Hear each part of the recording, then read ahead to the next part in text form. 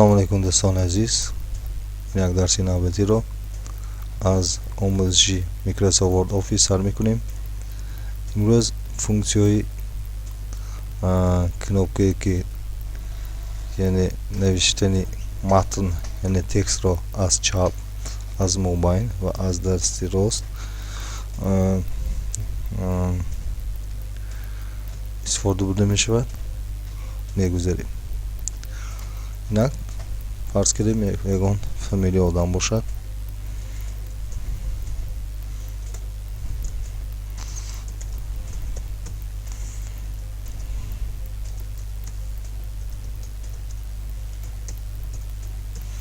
ببینید شریفت مایده شد. باید شریفت رو چیکار کنیم؟ کلام کنیم. انا بگذار همین نام آدم باشد. وقتی که ما از طرفی دستش نمیدانستیم این کنوپ رو زیر میکنیم. اگر خواهیم که همین در موبایل جایگیر شود این کنوپ رو زیر میکنیم. اگر خواهیم که از طرفی دست چپ جایگیر شود این کنوپ رو چیکار میکنیم؟ زیر میکنیم. این بود این فونکسی این کنوپ اکنون فونکسی کنوپی بالایی است. با یک این برای به ترتیب در آوردن نمراسی نوشته جات ها.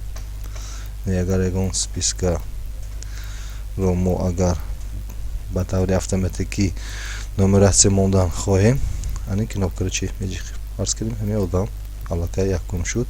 اگر ما موش رو کورسور رو به عقب جمله یا کلمه مونده اینتر رو زیر کنیم به طور اتوماتیکی چی همون نام آدم چی نوشته می شود. ببینید اینتر رو میجیم با سی اتوماتیکی چی نوشت. انا با ببینید انا 4 اتوماتیکی نوشت. انا ببینید انا این فونکسی برای چی؟ برای همین اتوماتیکی نوشتن. اگر ما با دیگر فونکسیش رو ببینیم خواهیم که اگر قفس مونیم همین قفس ها گذاشته شدن قفس دار ببینید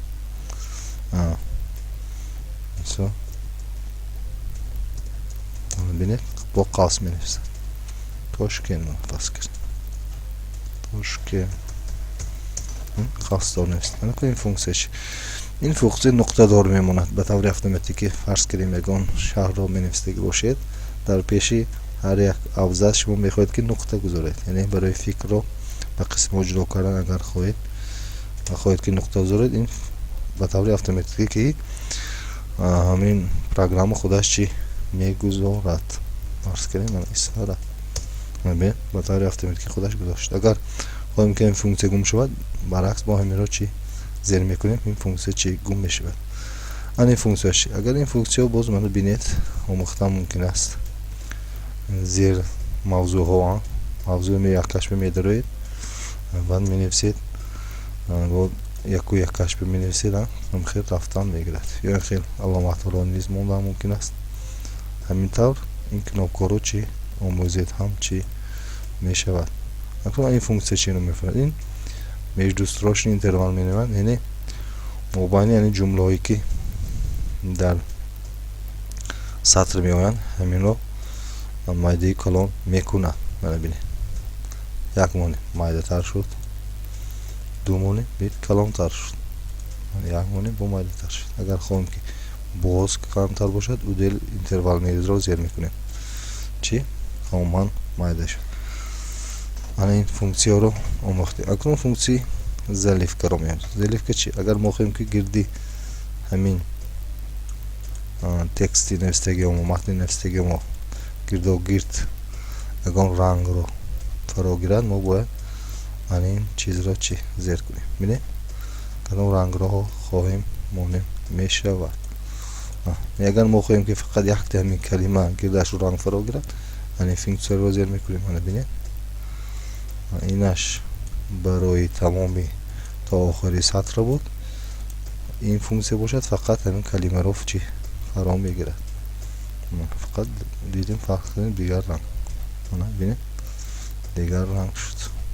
این خیلی فونکسی ها بود در میکروسافت ورد آفیس یعنی سطرها رو به موبایل یا از طرفی راست یا دستی چپ گذاشتن سطرها رو به طور اتوماتیکی نمراسی کنانیدن قفس یا نقطه ها زلیف که гирди ҳарф ва гирди ҳарф худи калимаи худашро дар бор меорад.